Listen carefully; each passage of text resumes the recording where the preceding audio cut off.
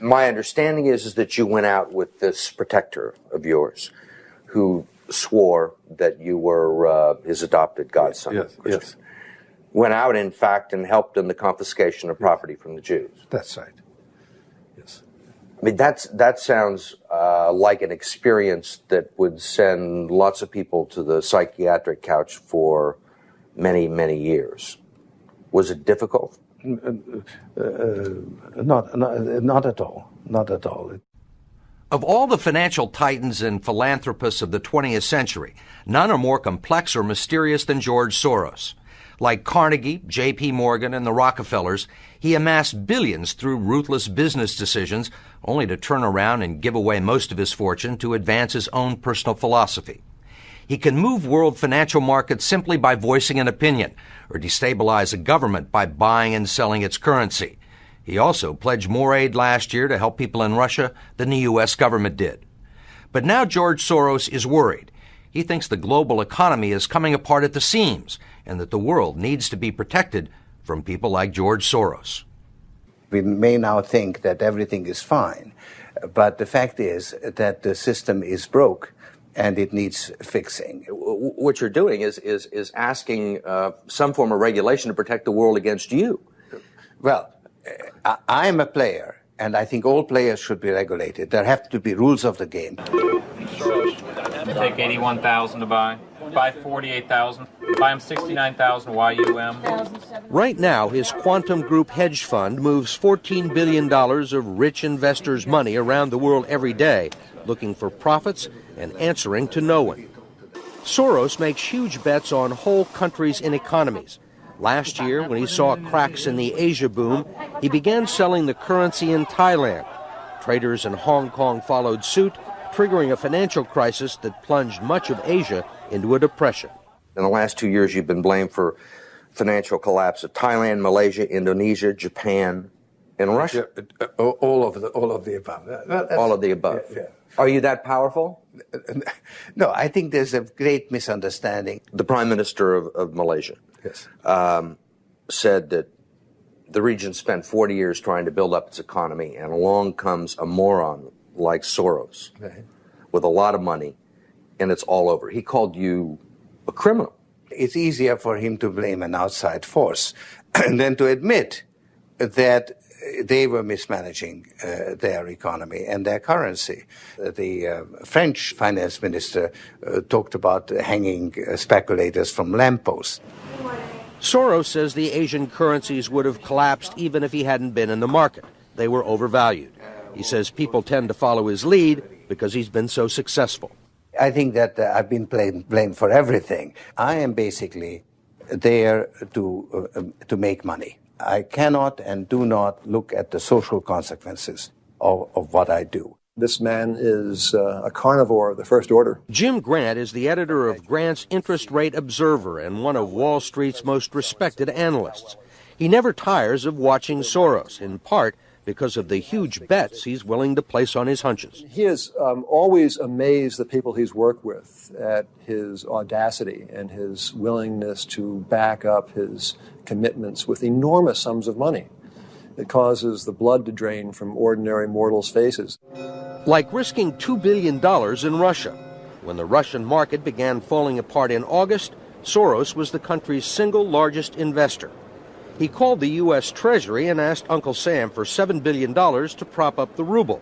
When U.S. officials failed to intervene, Soros wrote a letter to the Financial Times of London saying he thought the Russian currency should be devalued by as much as 25%. A few words from Soros were enough to cause panic selling that fueled the crash. What's it like to have a statement that you make have such serious, grievous consequences? I mean, you can, it looks to me like in a number of situations you can take a position against a currency or make a statement, and the whole country falls apart. Well, it's a tremendous sense of responsibility, actually. And it's also a humbling experience because I am actually trying to do the right thing, and sometimes what I do has an unintended negative consequence, as it did in Russia. For both the Russian middle class and for Soros, who lost his $2 billion. Whatever his motivations, no one can accuse him of greed. He's backed away from the day-to-day operation of his businesses and is giving away his billions now with the same determination that he made them in places like Haiti, a country that has less money in the bank than he does. Last month, he brought the First Lady with him for a look at some of the projects his foundation is funding. This is Mr. George Soros, and he's going to be helping the hospital. This year, Soros plans to give away almost $500 million around the world. In Bosnia, when the water supply to Sarajevo was cut off at the height of the siege, it was Soros who wrote a check to jury-rig a pipeline through an abandoned highway tunnel. $5 million up front can be more valuable than $50 million a year or two later. Ambassador Richard Holbrooke brokered the peace in Bosnia. At one point, after the Dayton peace agreements in Bosnia in 1995, for a considerable period of time, George had given more money to implement the peace agreements than the U.S. government had. He just could move that fast. In Russia, he pledged $100 million to help scientists who might otherwise have sold their expertise to bidders like Iran or Iraq. In Eastern Europe, he's educated a new generation. And in Ukraine, he spent millions retraining the old Soviet military. At the center of George Soros, there's an inherent contradiction. Which is, on one hand, you're the capitalist who does not care about the social consequences of his act, and on the other hand, you are a philanthropist who cares only about social consequences. How do you resolve the two? Recognizing that as a competitor, I've got to compete to win. As a human being, I am concerned about the society in which I live. Which George Soros am I talking to now? The amoral George Soros or the moral George Soros? It's one person. It's one person who at one time engages in amoral activities and at the rest of the time tries to be moral. To understand the complexities and contradictions in his personality, you have to go back to the very beginning, to Budapest, where George Soros was born 68 years ago to parents who were wealthy, well-educated, and Jewish. When the Nazis occupied Budapest in 1944, George Soros' father was a successful lawyer. He lived on an island in the Danube and liked to commute to work in a rowboat. But knowing there were problems ahead for the Jews, he decided to split his family up. He bought them forged papers, and he bribed a government official to take 14-year-old George Soros in and swear that he was his Christian godson. But survival carried a heavy price tag. While hundreds of thousands of Hungarian Jews were being shipped off to the death camps, George Soros accompanied his phony godfather on his appointed rounds, confiscating property from the Jews. These are pictures from 1944 of what happened to George Soros' friends and neighbors. You're a Hungarian Jew who escaped the Holocaust by posing as a Christian. Right. And you watched lots of people get shipped off to the death camps. Right. I was 14 years old. And I would say that that's when my character was made. In what way? That one should think ahead, one should understand and anticipate events, and one is threatened. It was a tremendous threat of evil. I mean, it was a very personal experience of evil. My understanding is that you went out with this protector of yours who swore that you were his adopted godson. Yes. Went out, in fact, and helped in the confiscation of property from the Jews. That's right. Yes. I mean, that sounds like an experience that would send lots of people to the psychiatric couch for many, many years. Was it difficult? Not at all. Not at all. Maybe as a child you don't see the connection, but it created no problem at all. No feeling of guilt. No. For example, that I'm Jewish, and here I am watching these people go. I could just as easily be there. I should be there. None of that. Well, of course, I could be on the other side, or I could be the one from whom the thing is being taken away. But there was no sense that I shouldn't be there, because that was, well, actually, funny way, it's just like in markets, that if I weren't there, of course I wasn't doing it, but somebody else would be taking it away anyhow. In other words, whether I was there or not, I was only a spectator, the property was being taken away. So I had no role in taking away that property. So I had no sense of guilt. Are you religious? No. Do you believe in God? No. Soros told us he believes God was created by man, not the other way around, which may be why he thinks he can smooth out the world's imperfections. When we went with him to Ukraine, he was treated like a visiting head of state and was received by the president. Then he was received by the prime minister and finally the central bank. 20% in cash. They even allowed him to look at the books and asked him for advice. Lots of people want George Soros' advice. Most recently, South African President Nelson Mandela.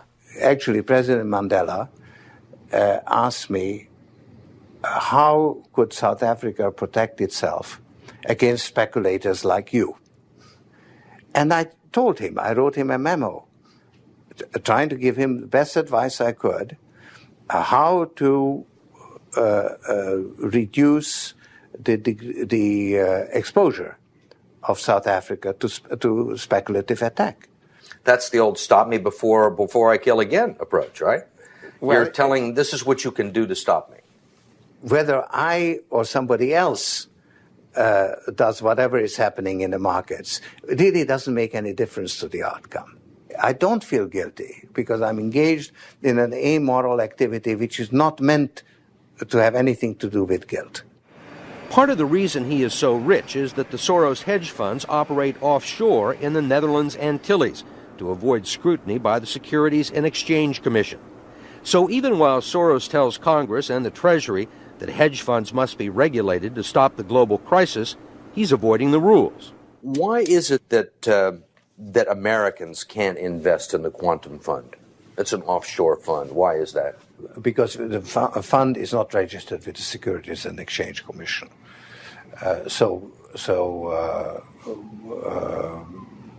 We are not licensed to do business in the United States. That's right. Because? Because we are not registered with the Securities and Exchange Commission. Because we find it more convenient to operate without it. So in some ways it's to escape regulation. Yeah, that's right. But you've been sitting here talking about the need for regulation. Yes, and whatever regulations are imposed, we will obey. We already conform to everything. If the beneficiaries of Soros's billions do not understand the intricacies of SEC rules and offshore hedge funds, they do understand what he's done for them. The president of Haiti is reading his new book, The Crisis of Global Capitalism, and so is President Clinton. Will all the attention spoil George Soros? George Soros, in a way, is Donald Trump without the humility. One of your money manager told us that George really does think he's a god. I mean, if you think that you're God and you go into financial markets, you're bound to come out broke. So the fact that I'm not broke shows that I don't believe that I'm God. Welcome to the Glenn Beck program. America Tonight, I ask you to watch this program with an open mind. I ask you to put your partisan differences aside and really listen, and then do your own homework. Don't take my word for it. Research yourself. This is far too important. The topic tonight and tomorrow night, George Soros. There are things that are happening in this country that don't make sense. Van Jones said something that bothered me over the summer. I mean, he said a lot of things over the years that have bothered me, but one comment in particular over the summer stuck with me, and it was this. You handle the top down, but it's also bottom up and inside out. Top down, bottom up, and inside out. So now your challenge as you leave here, our challenge, is to take care of that bottom up part and that inside out part, the heart part. That's bothered me because I know who this guy is. He's a communist revolutionary, a guy who pined for the days of Stalin. The Iron Curtain went down. Something's wrong there. Well, it really bothered me until recently when I started looking into all the George Soros connections and the size and the scope of his reach. And let me tell you something. I said to you, read up on George Soros. There's plenty of ways to read about him. These are all books about George Soros, many of them written by him. So there's no shortage of information, and read them. Read them. The comment doesn't bother me anymore. I understand what it means. And that's why that comment now frightens me. And I will put it into perspective tonight and tomorrow. Pull back the curtain and reveal what that actually means. And it will terrify you. There's a couple of other things that you'll understand. First of all, in 2003, Soros and a partner funded the new $5 million liberal group, MoveOn.org. Well, MoveOn.org, what exactly is that? Well, you remember it. This is the group that originally called General Petraeus General Betrayus. It was despicable. Well, who had they tapped for the executive director of MoveOn.org? This guy, Zach Exley. I've never heard of him before. Do you know who he is? Well, he previously had trained activists for the anarchist group, the Ruckus Society. These are the riots in Seattle, helped orchestrated by this guy. More on that in just a minute. Oh, by the way, he's also a blogger for the Huffington Post, which is interesting because the Huffington Post gets money from George Soros. Oh, and he's also a fellow with the George Soros Open Society Institute. Violent radicals. Oh, and by the way, it's just not that phrase that came. George Soros has been following him as he originally funded the Ella Baker Society, or the Center for Human Rights. And then, of course, he was on the Apollo Alliance. And then when he got fired from the White House, he went to Center for American Progress, which is also funded by George Soros. Radicals. Radicals. Oh, the Open Society Institute, in case you don't know what this is, don't worry, you will in the next couple of days. The Open Society Institute is George Soros' most important group. It is really spectacular. It is his philanthropist arm. This is where he looks for Mother Teresa to give out his precious money. And boy, did he find Mother Teresa. Well, not exactly. He found, to head this organization, the founder of the violent activist group SDS, Students for a Democratic Society. You don't know what they did in the 60s? You will. One string, $425 million every single year. The strings that are being pulled by the puppet master.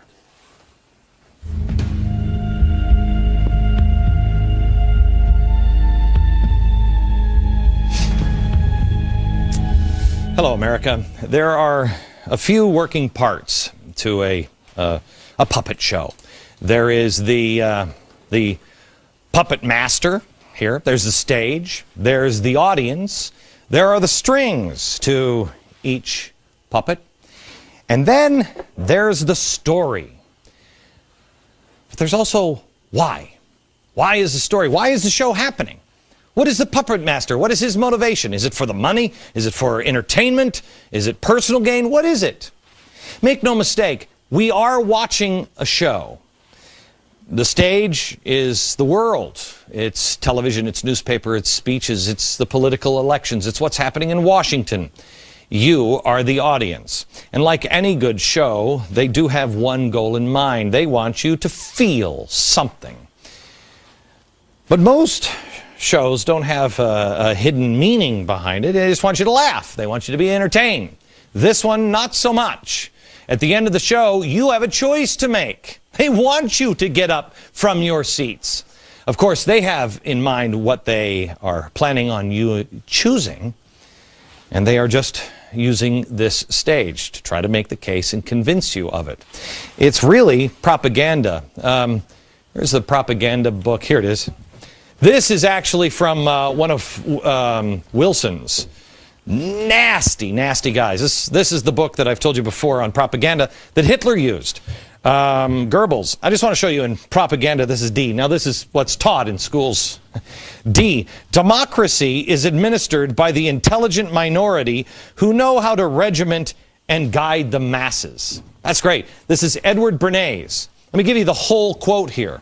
He says, the conscious and intelligent manipulation of organized habits and opinions of the masses is an important element in a democratic society. Those who manipulate this unseen mechanism of society constitute an invisible government. An invisible government, maybe almost a shadow government, remember that, which is the true ruling power of our country. Do we have a shadow government? Answer it now. Remember how you answer it. And then answer it again after today's show and tomorrow's show.